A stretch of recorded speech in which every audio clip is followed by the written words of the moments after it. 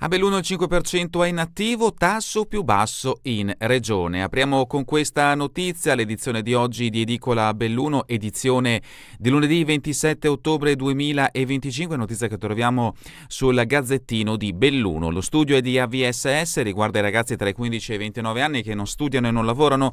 I punti di forza del territorio sono la propensione a formarsi e il radicamento delle associazioni. L'articolo a firma di Silvia Moranduzzo. Non studiano, non lavorano, non cercano, ma non chiamateli pigri, perché dietro al fenomeno dei NEET c'è un mondo intero che spiega come mai hanno perso la voglia di agire. I NEET, Not in Education, Employment on Training, sono giovani tra i 15 e i 29 anni, ma c'è anche chi allarga la fascia fino a 35 anni che per un periodo più o meno lungo sono esclusi dai percorsi di istruzione, formazione e occupazione. E nemmeno cercano di cambiare la loro condizione. Il fenomeno è presente anche in provincia di Belluno ed è stato analizzato di recente dall'Associazione Veneta per lo Sviluppo Sostenibile AVSS, che ha svolto uno studio per l'Osservatorio Economico della Camera di Commercio di Treviso e Belluno, dati aggiornati a fine 2024. A Belluno, tra il 2018 e il 2023, l'incidenza dei NEET è diminuita di oltre 6 punti percentuali, dall'11,5% al 5,2%, nonostante la situazione sia più rosea rispetto ad altre zone del Veneto. La ricerca della VSS mette in risalto quali sono i punti critici da tenere sott'occhio.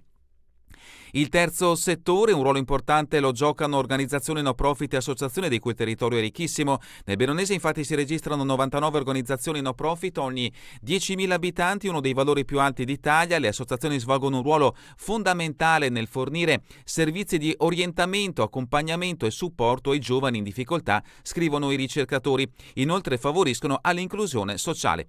E in questa pagina troverete appunto anche i dati specifici in merito alla situazione bellunese. I NEET in Italia nel 2024 sono il 15,2%, parliamo di giovani tra i 15 e i 29 anni. In Veneto sono pari al 9% e lo avete sentito, in provincia di Belluno la provincia di Belluno si attesta al 5,2%, con un calo tra il 2018 e il 2024 si è passati dall'11,5% al 5,2%.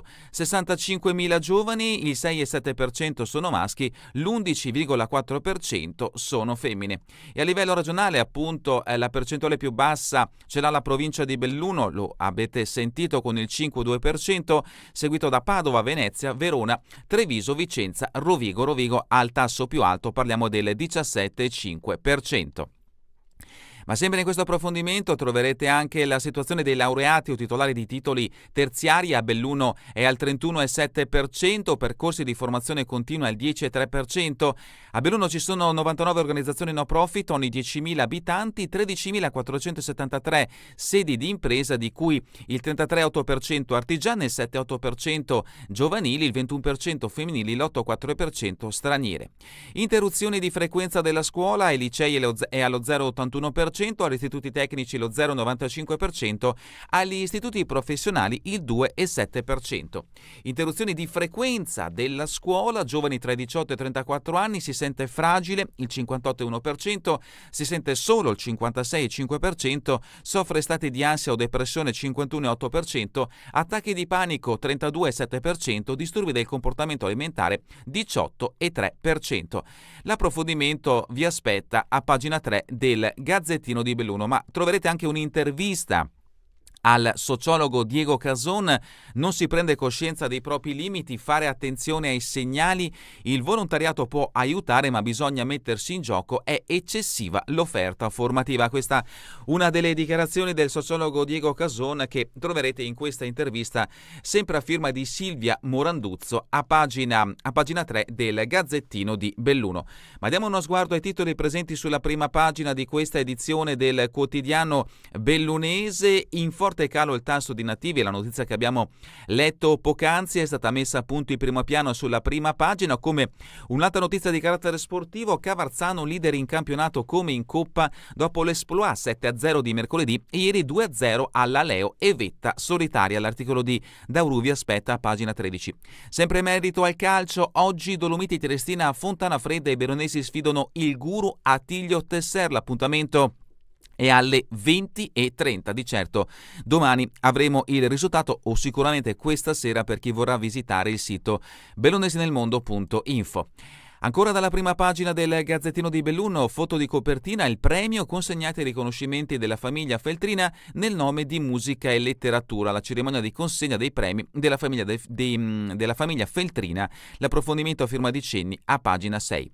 Giovanni Santini firma un articolo a pagina 5, Neve Gale e bilancio, temi caldi in consiglio che si terrà venerdì 31 ottobre alle ore 14.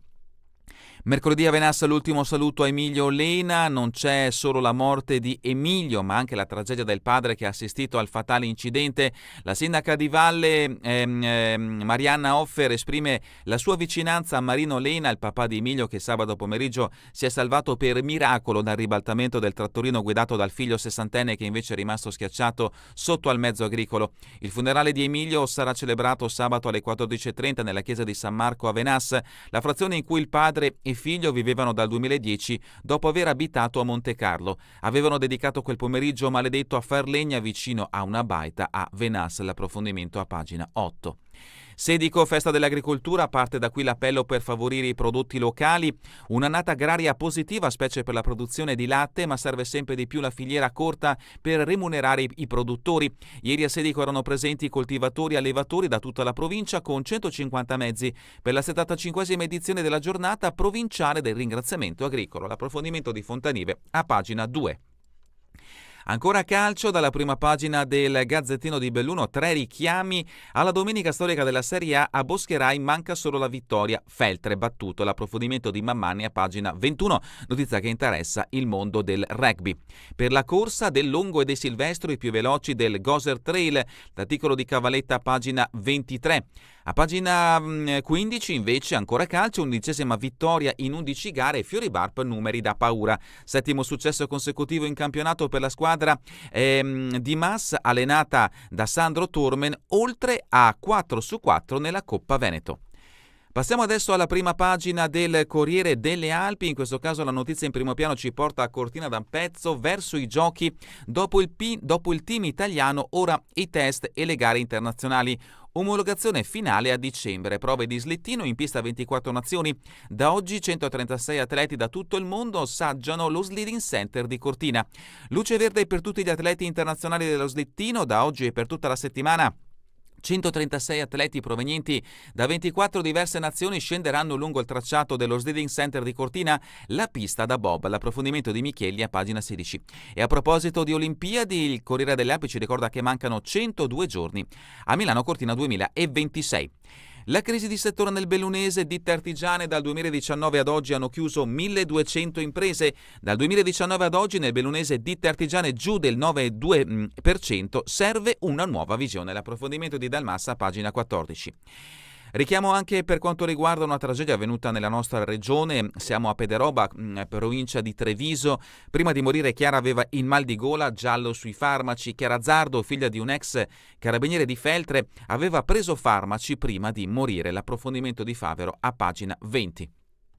La foto di copertina ci porta a Sedico in festa, ritorna la benedizione dei trattori e curiosi alla 75esima edizione della giornata del ringraziamento agricolo a Sedico. Nella giornata del ringraziamento irrompe la politica, in Veneto Fratelli d'Italia avrà l'assessore all'agricoltura. Questa è la dichiarazione, l'approfondimento lo troveremo a pagina 16. Protagoniste non sono solo moglie del Papu, Linda Raffa Gomez, articolo di Tomea, pagina 11. Palla quadrata, Conte, bisogna saper vincere, è un vero peccato che Antonio Conte, oltre a non saper perdere, a volte non sappia neppure vincere. Può essere che sabato pomeriggio nello scontro tra Napoli e Inter sia stato provocato da Lautaro Martinez dopo il rigore concesso all'Inter trasformato da Ciangiolù. Pagina 25, l'approfondimento che in questo caso riguarda lo sport di carattere nazionale. Ma ancora politica, verso le regionali il duello, il confronto sui programmi. Stefani prima il welfare, Manildo aiuti ai giovani. I rivari di centrodestra e centrosinistra indicano le priorità. Campagna elettorale al via, primo confronto sui programmi fra i due più quotati candidati Alla carica di presidente della regione, Giovanni Manildo, rappresentante del centro-sinistra, sostenuto dalla coalizione larghissima di 7 liste, mette i giovani in cima alla lista della priorità, perché, spiega, dobbiamo rendere il Veneto un luogo dove valga la pena restare, lavorare e costruire una famiglia e il proprio futuro.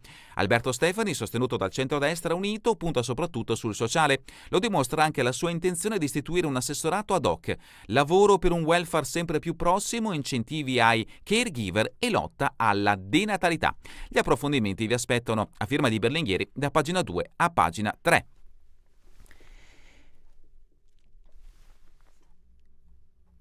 Ed è davvero tutto per questa edizione di Edicola Belluno. Vi ricordo che torneremo in replica questa sera via streaming alle 20, domani mattina all'1 ora locale italiana. A voi tutti un buon proseguimento di giornata in compagnia come sempre di Radio ABM, la web radio dell'Associazione Bellunesi nel Mondo.